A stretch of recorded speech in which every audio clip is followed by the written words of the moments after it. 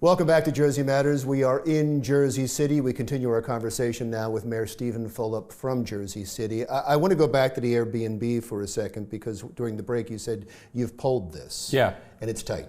It's tight because people are confused. It's 50-50 right now. If it goes to election day is today, it's a toss-up. I do think we win ultimately. Airbnb is plowing money into this. They're going to spend, I would suspect, between $5 and $7 million in order to push people towards having no regulations.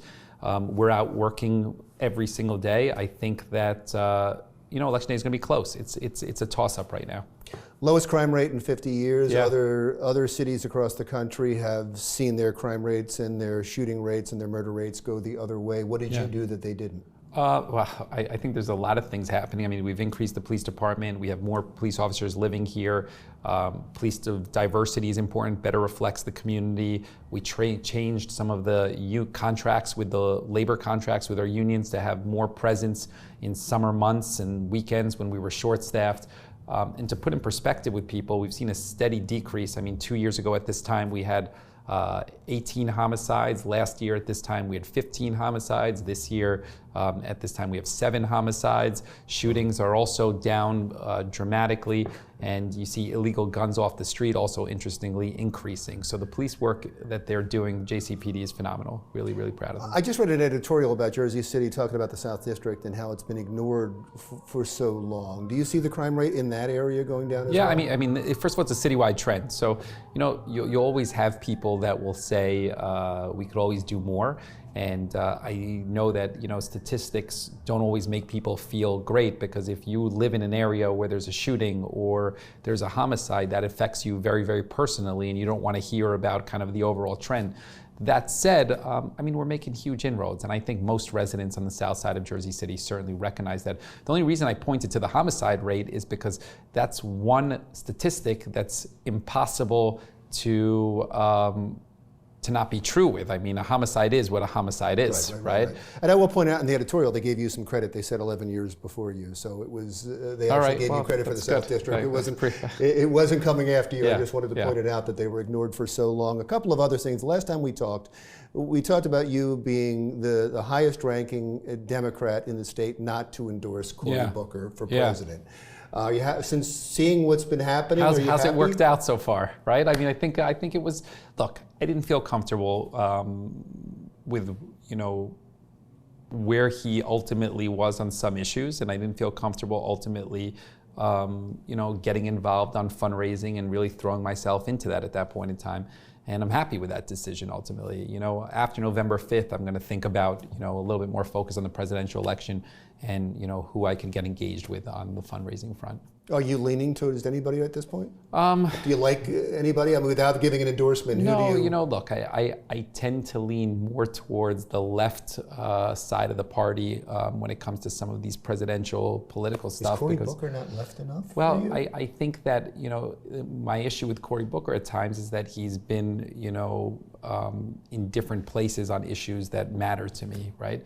And so what is important to me is that the person who you make a bet on and you believe in has been consistent throughout their career, or relatively consistent on what is important, because that way you at least know where they're coming from, right? And that stands for everything. So if I could get behind a moderate if I knew that they would be consistent there. I could get behind somebody very left if I knew they'd be consistent there. Somebody who's inconsistent is always concerning to me. The last time we spoke also, we talked about the American Dream, and I said they had a date when they were going to open, and you said not going to happen. It's not going to open. Yeah. Looks like it's going to open now. Well, let me say this. Let me say that we spoke, and I said it was likely not to open. Their goal was to open in the summer. We're past the summer, right? That's true. So we had a delay, and it's not fully opening when it opens this week, I believe. You'll believe it when you see it? So I think it's like a small subsegment that's opening. It will open ultimately. After we spoke, they invited me for a tour. And they reached out, they invited me for a tour, so I did go for a tour of what it looks like. And it really is impressive in there. So you gotta give them credit on the fact that, like, once you're in there, you have a appreciation for how large of a vision that place is. They're gonna open. You're all in on the American Dream now. I don't know if I'm all in on it. Look, I don't think it's the smartest thing for New Jersey to be investing billions of dollars in a mall in a time when more and more people are buying things online, right?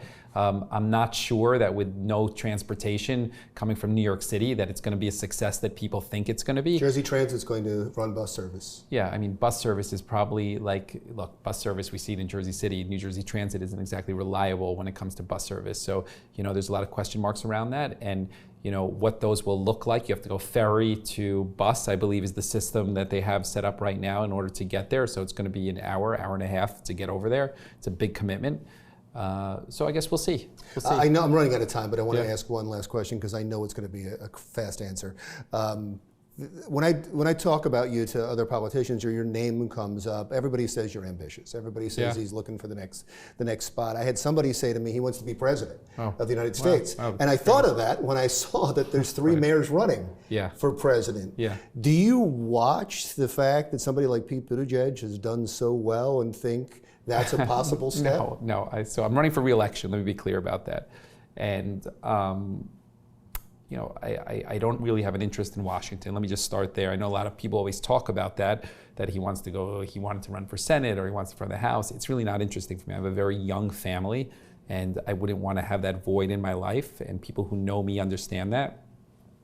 As it relates to moving on past Jersey City, I would explore it if it was kind of the right position that worked for me in my life. Yeah, like the governor job was really interesting for me, and obviously the timing didn't work out for me, and we talked about that before. But I wouldn't feel good about myself like if I wasn't here for like my son growing up and my wife and those parts of it. Like those things are important to me. So and I appreciate the people that sacrifice that to go down to Washington.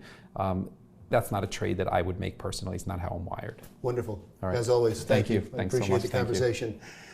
Mayor Steven Fulop, Jersey City. Jersey Matters continues right after this. Still to come on Jersey Matters, we'll talk to the parents of a young boy who inspired New Jersey's medical marijuana law. That's next.